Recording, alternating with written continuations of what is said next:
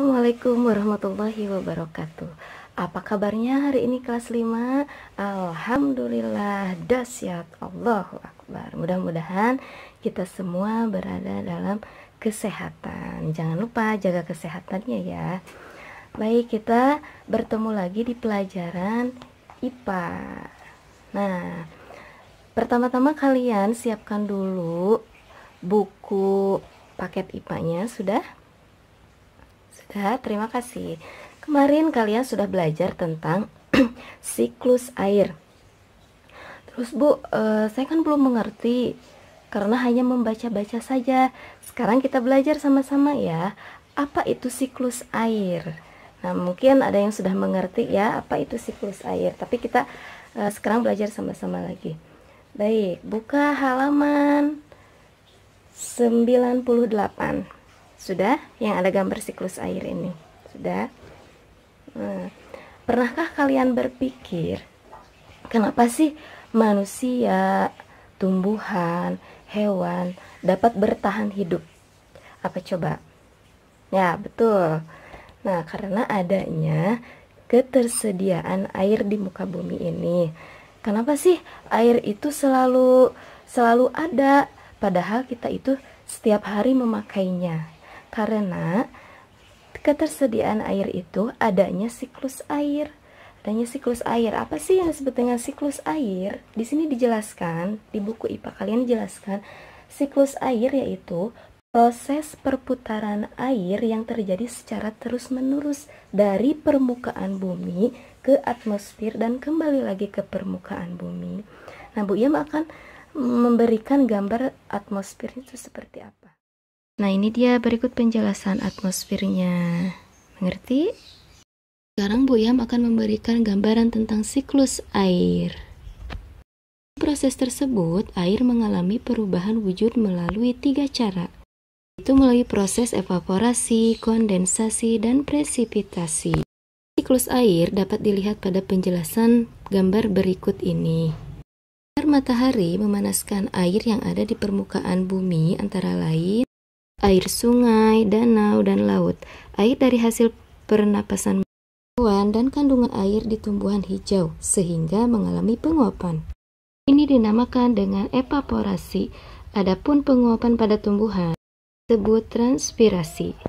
Uap air akan naik menuju atmosfer bumi. Makin tinggi dari permukaan bumi, uap air tersebut akan mengalami pendinginan membentuk titik-titik air. Proses perubahan wujud uap air menjadi titik-titik air disebut kondensasi. Kumpulan titik-titik air tersebut kemudian akan membentuk gumpalan awan. Jika kondensasi terus berlangsung, titik-titik air yang membentuk awan akan semakin banyak. Awan yang mengandung banyak titik-titik air menjadi lebih berat. Jika awan sudah tidak mampu lagi menampung titik air, maka titik-titik air akan jatuh menuju permukaan bumi dalam bentuk hujan. Proses turunnya titik-titik air ini dinamakan presipitasi. Air tersebut akan sampai ke seluruh permukaan bumi, termasuk ke dalam tanah. Proses menyerapnya air ke dalam tanah disebut dengan infiltrasi. Yang ada di permukaan bumi akan kembali menguap oleh panas matahari. Nah, perlu kalian ketahui bahwa awan nimbus merupakan awan yang menimbulkan hujan. Awan tersebut tampak lebih gelap daripada awan lainnya karena membawa titik-titik air. Mengerti? Buka halaman 101. Sudah? Nah, selanjutnya ada peran hujan bagi makhluk hidup. Apa sih peran hujan bagi kita, bagi manusia, bagi hewan, bagi tumbuhan? Nah, di halaman 101 dijelaskan peran hujan bagi manusia. Tahapan siklus air yang sangat bermanfaat bagi bumi adalah peristiwa hujan. Karena sudah kita ketahui ya, hujan itu berkah. Kemudian dengan adanya hujan, maka air laut yang asin berubah menjadi air tawar. Manfaat hujan adalah untuk menyediakan air untuk keperluan makhluk hidup. Adapun manfaat air bagi makhluk hidup antara lain sebagai berikut. Yang pertama ada air hujan yang meresap ke dalam tanah menjadi cadangan air tanah yang dapat dimanfaatkan oleh makhluk hidup. Yang kedua, air hujan mengisi sungai dan danau yang dapat dimanfaatkan oleh hewan sebagai sumber air minum atau untuk membersihkan tubuh mereka. Yang ketiga, air diperlukan untuk tumbuhan untuk melakukan fotosintesis dengan tujuan menghasilkan makanan. Yang keempat, air diperlukan manusia untuk beberapa keperluan, diantaranya untuk minum, untuk mandi, untuk membersihkan alat-alat, untuk membangkit air listrik. Kemudian yang selanjutnya, siklus air memengaruhi kelembaban suhu udara dan iklim. Bayangkan kalau misalnya tidak ada siklus air, apa yang akan terjadi di muka bumi ini? Terus aja air naik ke atas, tidak lagi turun ke bawah. Apa yang akan terjadi? Maka kita tidak akan bisa bertahan hidup. Nah, kemarin Bu Yam sudah menugaskan membuat poster ya, poster tentang manfaat air yang hubungannya dengan virus corona. Apa coba? Ya, betul. Misalnya untuk cuci tangan. Karena untuk menghindari virus corona itu, yaitu kita harus sering-sering mencuci tangan dengan sabun. Nah, berikut ini hasil karya kalian. Ini dia karya poster kalian. Ayo, siapa yang belum mengumpulkan tugas posternya? Ayo. Salah satu murid Bu Iyam yang paling semangat, Fatir. Bu Iyam mohon maaf ya, karena tidak semuanya ditampilkan. Kebanyakan takutnya tidak cukup, tapi percayalah, karya kalian itu sangat bagus dan banyak yang memuji.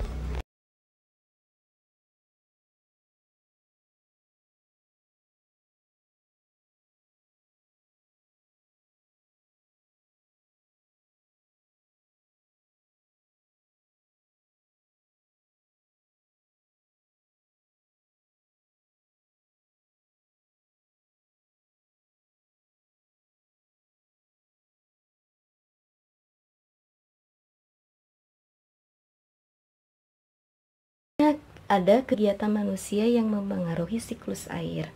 Tadi sudah dijelaskan, secara alami air di bumi selalu diperbaharui melalui siklus air. Maka dari itu, air di bumi ini tidak akan pernah habis. Tetapi kalian pernah membayangkan tidak? Pernah berpikir tidak? Kenapa sih ada siklus air, tetapi masih aja daerah yang ketika musim kemarau itu masih aja daerah yang mengalami kekeringan. Nah, itu dipengaruhi oleh berkurangnya curah hujan dan kegiatan-kegiatan manusia yang dapat merusak siklus air. Apa sih kegiatan manusia yang dapat merusak siklus air? Di antaranya yang pertama ada pembangunan lantai beton. Nah, tidak hanya pembangunan lantai beton saja, tapi gedung-gedung, pembangunan gedung-gedung bertingkat. Ya, kita kan sudah banyak di perkotaan. Nah, itu dapat memengaruhi siklus air atau dapat merusak siklus air. Permukaan tanah yang ditutupi aspal atau beton yang dibangun secara berlebihan, nah dapat memengaruhi kemampuan tanah untuk menyerap air. Tanah yang tertutup dapat mengurangi daerah resapan air saat terjadi hujan. Akibatnya, air yang meresap ke dalam tanah berkurang. Oleh karena itu, air yang meresap berkurang, maka cadangan air tanah menjadi tidak banyak. Selanjutnya ada pencemaran udara. Nah, apalagi di daerah-daerah industri ya, banyak sekali pencemaran udara. Yang pertama ada asap pabrik dan kendaraan bermotor dapat menghasilkan gas buangan yang dapat mencemari udara. Gas-gas buangan tersebut misalnya adalah gas sulfat dan nitrat. Nah, zat-zat tersebut merupakan zat pencemaran, akan bereaksi dengan uap air di atmosfer, lalu turun sebagai hujan. Hujan asam sangat berbahaya karena dapat mencemari air permukaan bumi, mematikan tumbuhan dan melapukan bebatuan. Nah ini ini adalah diagram terjadinya hujan asam. Nah, ini zat-zat yang berbahaya. Zat ini akan naik ke atmosfer. Akan naik ke atmosfer dan dia akan bereaksi dengan uap air yang ada di awan ini.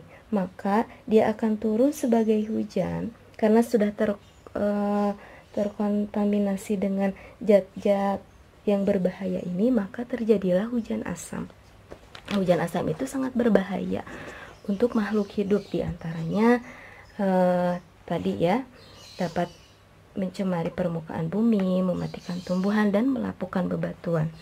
Selanjutnya ada pengambilan air tanah secara berlebihan. Seperti apa sih pengambilan air tanah secara berlebihan itu?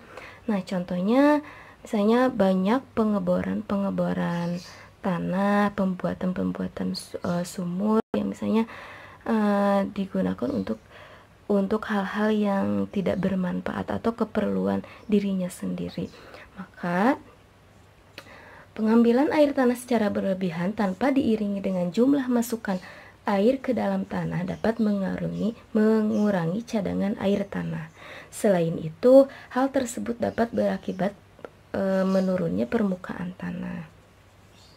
Yang selanjutnya, kegiatan manusia yang dapat merusak siklus air itu adalah penggundulan hutan.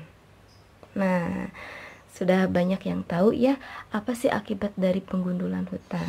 Nah, di sini dijelaskan pepohonan di hutan yang ditebang atau dibakar membuat jumlah pohon berkurang. Semakin berkurangnya tumbuhan, jumlah air yang tersimpan di dalam tanah pun semakin berkurang.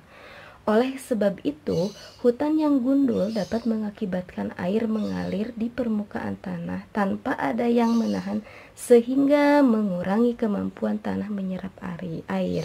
Selain itu, hal itu juga dapat menyebabkan tanah longsor karena kegiatan manusia, misalnya menebang pohon, membakar hutan. Fungsi tanaman itu, fungsi pohon itu adalah untuk menahan tanah, sedangkan cadangan air untuk kita itu adalah di dalam tanah. Kalau misalnya pohonnya ditebang, pohonnya dibakar, maka akan terjadi pengikisan tanah atau erosi.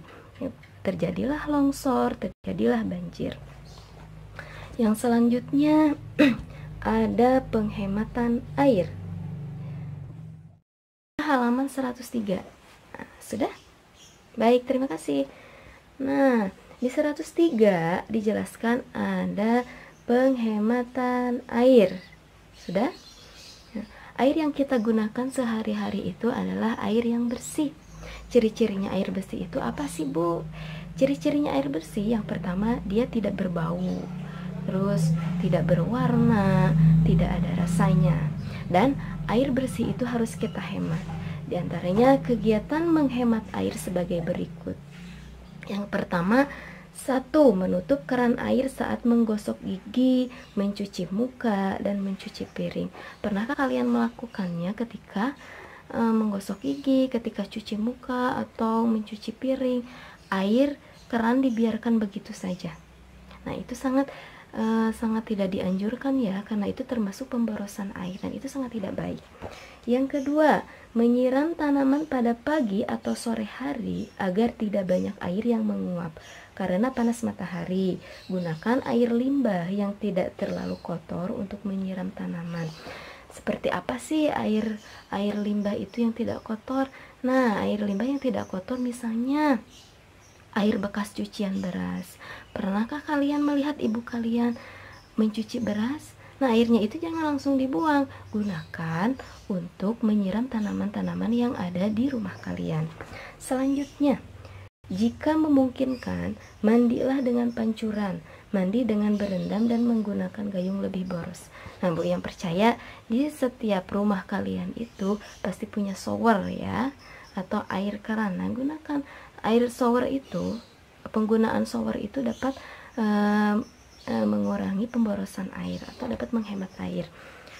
Selanjutnya, jika mencuci pakaian dengan tangan, gunakan 3 ember. Ember yang pertama untuk merendam dan menyabun, ember kedua untuk membersihkan, ember ketiga untuk membilas. Selanjutnya, jika mencuci menggunakan mesin cuci, operasikan mesin cuci dengan beban cucian penuh. Sebaiknya mencuci sepeda, motor, atau mobil dengan lap dan ember. Cucilah kendaraan di atas rumput taman sehingga sekaligus kita dapat menyiram tanaman-tanaman yang ada di taman itu. Nah, pesan Bu Iyam, janganlah kalian memboros-boroskan air, terutama di rumah kalian ya. Nah, sekarang kan kalian udah lama ya di rumah. Nah, sekarang kalian aplikasikan kegiatan-kegiatan yang ada di buku ini, karena sudah dijelaskan di dalam Al-Quran itu. Misalnya di dalam Al-Quran itu sesungguhnya pemborosan itu adalah saudara-saudaranya setan, dan kita tidak mau ya, nauzubillah min dzalik, kalau kita itu menjadi saudaranya setan karena kelakuan kita ya dengan misalnya pemborosan air ya. Nah, pertanyaannya, Bu Iyam, bisa nggak sih air limbah atau air kotor dapat kita gunakan, dapat dipakai mandi, dapat dipakai minum? Nah, jawabannya sangat bisa. Di sini ada nih penjelasannya. Bisa kalian praktekkan juga ya di rumah. Nah, bisa tidak juga nggak apa-apa. Nah, di sini kita dapat menggunakan air limbah itu untuk minum, untuk mandi, tapi melalui proses pada kegiatan 7.2 ini. Nah, ada di sini. Boleh kalian praktekkan di rumah. Selanjutnya, di halaman 105 kalian harus membantu Nina mendapatkan air jernih. Di sini Nina Alkindi bukan? Coba kita lihat, Nina Alkindi bukan? Hai Nina. Oh, ternyata bukan. Ini mah dikuncir 2 ya. Ternyata bukan Nina Alkindi, tapi tetap kalian harus membantu Nina untuk mendapatkan air jernih ini. Selanjutnya kalian isi halaman 106 sampai halaman 107 yang bagian A dan B-nya saja. Nah, kemudian nanti dipoto ya seperti biasa untuk penilaian harian kalian. Sampai situ mengerti? Kalau misalnya ada yang perlu dipertanyakan atau belum mengerti, boleh japri ke Bu Iyam di nomor berikut ini. Udah tahu ya, udah banyak yang tahu nomor Bu Iyam. Nah, sekali lagi Bu Iyam mohon maaf, baru kali ini Bu Iyam membuat video, baru bisa kali ini ya, soalnya banyak iklan, banyak ini itulah, biasa kalau ada anak ya inginnya itu ikut-ikutan. Nah, Bu Iyam mencari waktu yang tepat untuk membuat video ini, dan alhamdulillah sekarang ada waktu yang tepat untuk membuat video dan diberikan kepada kalian. Mudah-mudahan kalian mengerti dengan penjelasan Bu Iyam. Baik, terima kasih atas perhatiannya. Mungkin sekian dulu dari Bu Iyam ya. Assalamualaikum warahmatullahi wabarakatuh.